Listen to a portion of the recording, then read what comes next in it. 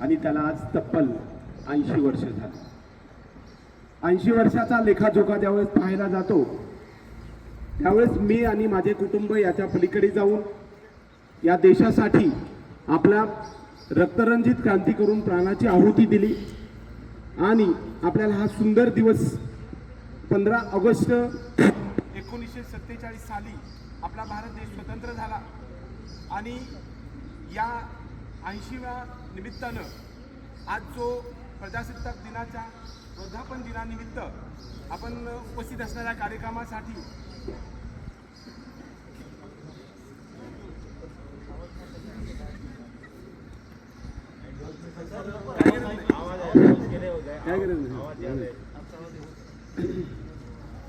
कार्यक्रमाच्या निमित्तानं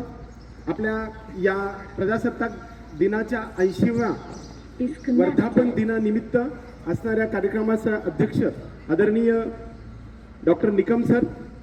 त्याचबरोबर आपल्या संस्थेचे संस्थापक अध्यक्ष आदरणीय डॉक्टर धरतीराज शिंदे, सचिवा सौ अश्विनी मॅडम, त्याचबरोबर समस्त शिक्षक वृंद आणि मी आणि माझ्या पलीकडे जाऊन माझ्या परिसरातील आणि भारत देशातील लोकांचं आरोग्य सुरक्षित राहू इच्छिणाऱ्या सर्व माझ्या विद्यार्थी मित्रांनो, वास्तविक आजचा जो विषय आहे, दिवस आहे, तो म्हणजे आपल्याला कधीतरी मागे वळून पाहणारा दिवस आहे. ह्या दिवसाच्या पूर्वी म्हणजे 15 ऑगस्ट 1947च्या पूर्वी या देशाची अवस्था काय होती हे आज आपल्याला आठवण्याची वेळ आलेली आहे. जबरदस्त इच्छाशक्ती आणि प्रामाणिक प्रयत्नाच्या आधारे जगातील कोणतीही गोष्ट अशक्य होत नाही. या सर्व युक्तीप्रमाणे ज्यावेळेस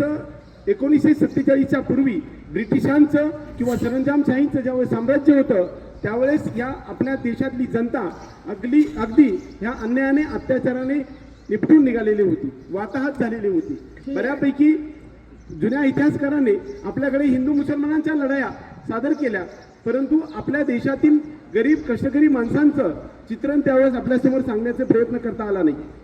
आज आपल्या दिवशी 80व्या दिवसानिमित्त आपल्याला ज्यावेळेस आपल्या स्वतःचं रक्त सांडून आपल्याला जर हा देश स्वतंत्र करून दिला त्याचं स्वातंत्र्यामध्ये रूपांतर म्हणजे स्वराज्यामध्ये रूपांतर केलेलं आहे, त्याची जबाबदारी आज प्रत्यक्षरित्या आमच्यावरती प्रत्यक्ष येऊन ठेपलेली आहे आणि आपण या स्वातंत्र्याचं किंवा स्वराज्यात रूपांतर करण्यासाठी प्रयत्न कराल एवढाच आशावाद व्यक्त करून आजचं माझं 2 शब्द संपवतो. वास्तविक पाहता ऊन पडले आणि सगळ्यांच्या तोंडावरती ऊन येते आणि त्यामुळं खरं तर आपल्या देशासाठी रक्त सांडलं, आयुष्य वेचलं अशा अर्पण केलेल्या सर्व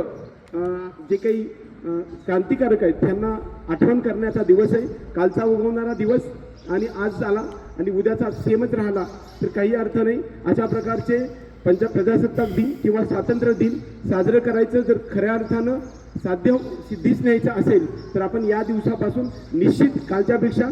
आज वेगळा काहीतरी एक निर्णय घेऊया आणि आपल्या देशासाठी आपल्या समाजासाठी मी माझ्या पलीकडे जाऊन माझं कुटुंब आणि त्याही पलीकडे पाहून ते देश आणि सर्व जगत आणि सर्व सजीव सृष्टी ही त्याच्यासाठी मी काहीतरी करायला देणं लागतो या भावनेतून आपण काहीतरी करण्याचा प्रयत्न करू आणि आजचा हा संकल्प आजपासून तुम्ही सिद्धीस न्याल एवढीच आशा बाळगून मी आपल्याला सर्वांना आजच्या स्वातंत्र्य दिनाच्या हार्दिक शुभेच्छा देऊन आजचे 2 शब्द संपवतो. जय हिंद, जय महाराष्ट्र.